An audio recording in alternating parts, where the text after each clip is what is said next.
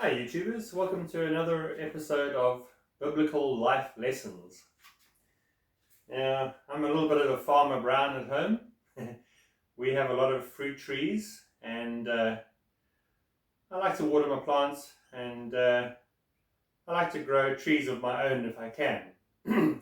Plants are actually pretty expensive these days and a little avocado for instance.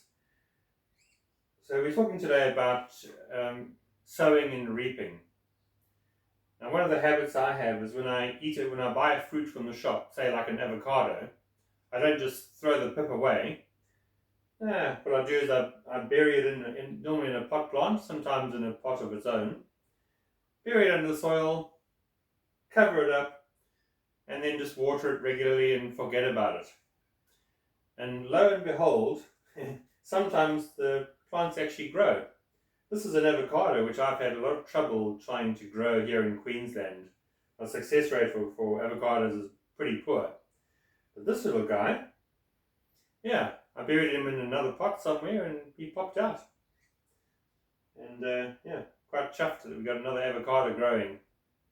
So, biblically, it's like that as well.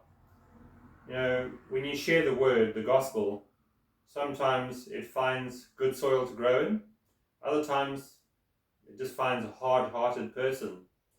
And you never know what's going to happen when you share the word of God with somebody. But Paul said in 2 Corinthians 9, verses 6 to 7, now if you sow generously, you're going to reap generously. Any farmer that sows a lot of seed is going to actually reap quite a reward from it. If you sow sparingly, only put a few seeds out, guess what? You're not going to reap very, very generously either. So that's the principle. Sow generously, reap generously. Sow sparingly, reap sparingly. Now we all want a good reward at the end of the day for our labor. So this is no different. But just to point out something else that the Apostle Paul said in 1 Corinthians 3 verses 6 to 8, that often in the whole process, you're only a small part in the whole process. So Paul said when it came to the Corinthians, he planted, he shared the word with them. But Apollos, he was the one who watered that seed. Paul was a traveling evangelist, if you like, apostle. But Apollos was there with them after Paul left, and he was the one who actually saw the harvest.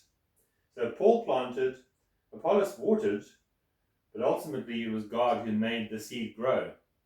And the same with this plant here. Yeah, in this case I planted it and I watered it, but I had no control over the seed. But look, here it is. It's amazing. It's a gift of God. Well, have a good day.